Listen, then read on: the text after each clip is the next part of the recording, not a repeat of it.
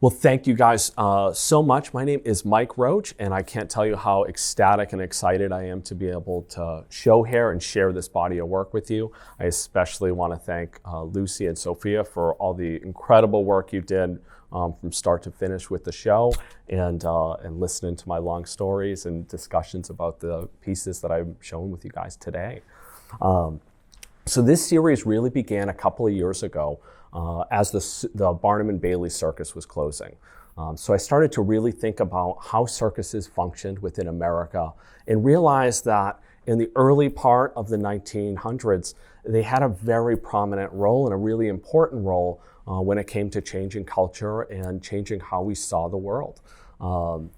As I started to think about what the life was going to be like without having the circus, it started to dawn on me, what is our circus today? What are those things that essentially can go through and spread throughout the country and have these impacts where they can change people's minds and expose them to new ideas, new media, new visuals, new sounds that they would have never known before. And I started to think maybe that's the internet, maybe that's something that exists. But if that's the case, it's completely unfiltered and almost uncurated. And it prodded me to really think about how special it was to have that point in time where there were these incredible orchestrations that could travel by riverboat, that could travel by train, and that could just come town to town and reach even the deepest depths of the country, and really challenge how people saw our culture and saw our world. And it made me kind of jump headfirst into this series, now entitled Circus and Play. So as that research took off, it really started to fuel this body of work. Most notably, I learned that jazz traveled with the circus and really developed as the circus was traveling throughout the country. So the circus was pretty much the main venue at that point in time for jazz to make its way from those major cities like Chicago and New Orleans, and really found their way into all the niches of the country. And one of the things that it did was it challenged most prominently how people saw race. These jazz musicians, for one in my eyes, were probably some of the most brilliant artists that our country has ever had.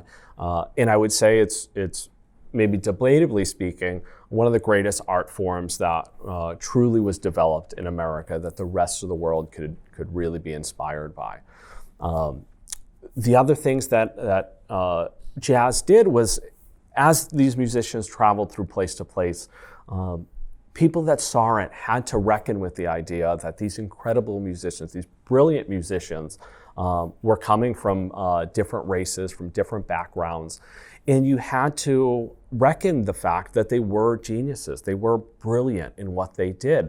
And it had to make you question whether these social constructs, whether these racial constructs were really valid in the same way that you thought that they were before. So beyond being groundbreaking within the arts, it was culturally groundbreaking and had a major impact on thousands and thousands of people's lives, and really has had long grasps that have changed how we deal with things like race up until today's standpoint. Other aspects of jazz really started to come through in the show as well. I think that's where, for me, this series kind of took a turn and maybe opened up some new doors and avenues. So for the smaller works, as well as some of the wall pieces that I have, they were all about the idea of improvisation. So jazz was very, very notorious for being this art form where it was about kind of showing up in the moment. It was about kind of feeling that energy, feeling that scene, and creating things on the spot in a way that was responsive to everything that was around them. So you couldn't find kind of an art form that was going to be more relevant than something that was literally showing up that night and making alterations and changing and just expressing a feeling in real time. I really enjoyed that aspect of it and took it to heart to try to bring those aspects into a number of these pieces. So the two wall pieces, as well as a number of the smaller works, were directly inspired by jazz in that sense of improvisation.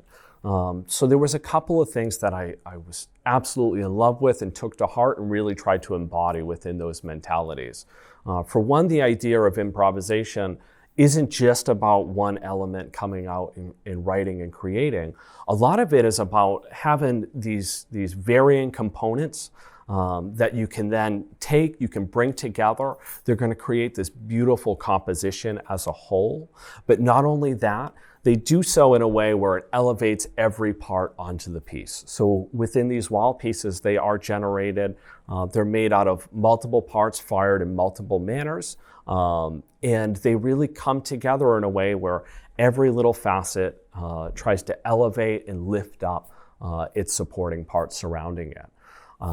The smaller scale sculptures, so the jazz series, was really about kind of acknowledging the beauty within those materials, specifically porcelain for me, and allows that beauty to shine. So it kind of takes this this unfiltered approach where you allow the materiality of it, you allow the fluidity of it, and the gesture to really come through, and to really have the confidence within that to allow it to shine, to be itself, and to really speak for itself.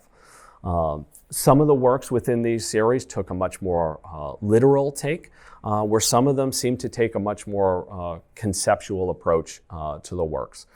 So there were 3 circus tents that were generated. Each of them had a kind of finial at top that spoke a lot about how circuses functioned. So one piece was entitled Social Circus, which had an arrow at the top of it. One was entitled Exclamation Point, and one was entitled The Questionnaire. So within those pieces, it kind of looked at those 3 functions. The social circus being that place that we try to really bring in people, that we want to gather people's attention and really be this mecca, this place where people can come and gather and have this shared experience. The exclamation point is really explaining one of the things that circuses did best, which was making these bold explanations, was being loud and having this voice that would just carry and really talk about some wild and different stuff. And the questionnaire was really about how circuses made us question things. They made us question not only what we were seeing there, but it really made us question all the things that would have come before us. I think those were some of those key factors that as the circus was closing, we started to, or at least me, started to look at and think, you know, those are what we're losing with having the circus gone. And it made me just really think about how we were going to fill that void as things go on in the future. Other parts in the series were very inspired by real people, real times, and real moments in history. So as I delved into the research, it became really important to also acknowledge the dark sides. I think within history and culture, there's always that aspect of it. And now probably more than ever, it feels more important and responsible to have that be a part of the work, to have that nature, that experience, that darkness live within inside of the piece, and really give it that kind of honesty that they deserve. So a number of these pieces have these cages built into them. So I end up using a lot of brass, and we kind of created these boxes. For some of them, it takes up large parts of the piece. For others, it's actually small facets, but it's really starting to think about how there were musicians, how there were these beautiful creatives that were boxed, that were contained, and they had limits either to what they were allowed to say, how they were allowed to perform, or even the manner they could do that. So although it was groundbreaking and they did find their way throughout the country, there was a caveat to that in the sense of it wasn't always easy. They weren't given the respect that they deserved. And even to this day, they don't have that notoriety that they should for creating the works that they did and the impacts they did on our country. A couple of pieces in particular, for me, were really special and really important.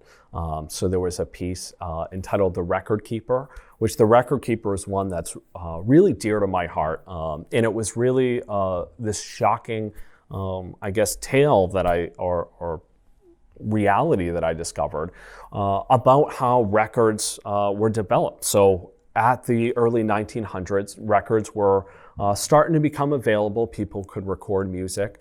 And it kind of posed that question of, if you had records, do you need these musicians to travel throughout the country?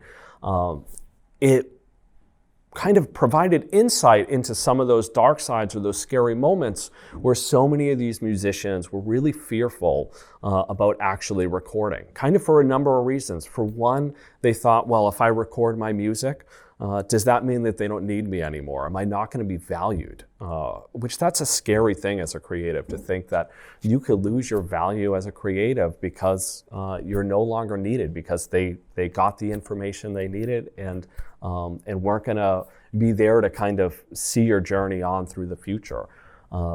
Another facet of it was whether that music would just get stolen. So especially within the African American community, it was this fear of, are there white musicians that are just going to take the music that you painstakingly wrote and developed and just start to copy it or emulate it, and whether they were going to get that job.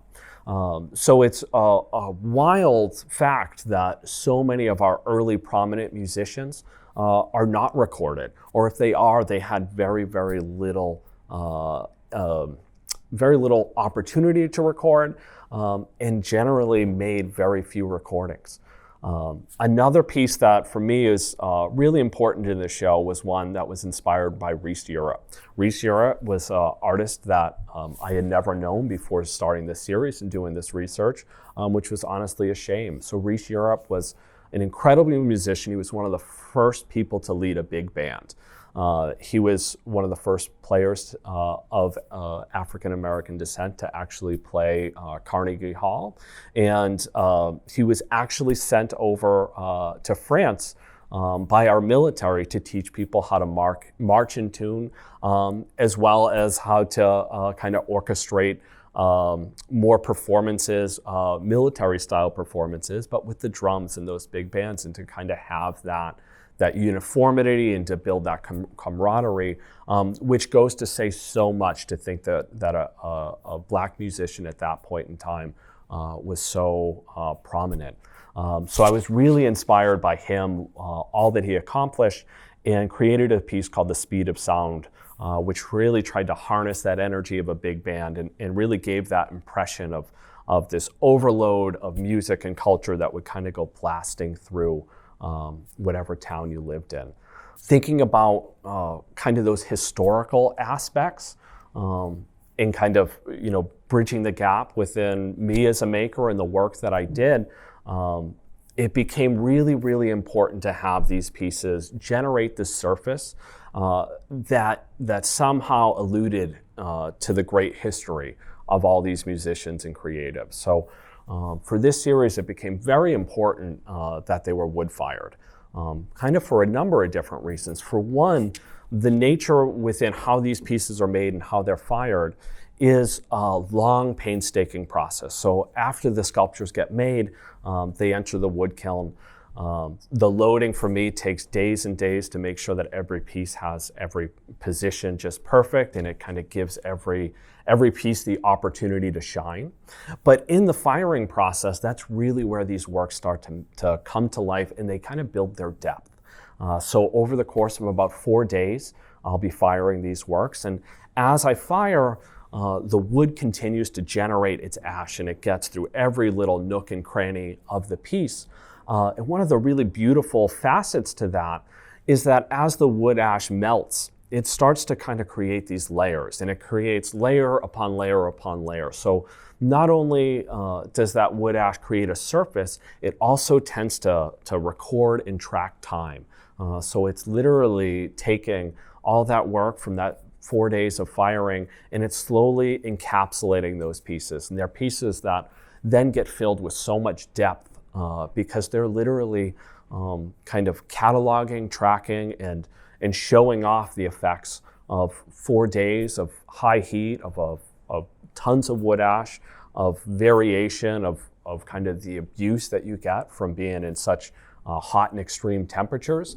And the pieces wound up coming out feeling like they're alive. I always say with wood-fired work, there's this sense that because they have all this history, because they have all this mark making that was embedded on them, there's this natural feeling that they transition through a process, and in turn, they've already had a life. So as they come out of the kiln, they feel like they're alive. They feel like there's this depth and this true sense of history that's embedded within the surface. It became so important that these surfaces were developed and built in this manner to really give due justice to the creatives and the concepts behind the Circus in Play series. I want to end by just saying thank you so much for everybody's time and attention and really taking in this body of work. It was a really special series for me to be able to share with you all, and I couldn't be more ecstatic about how they came out and how they're displayed here at the gallery. Thank you much.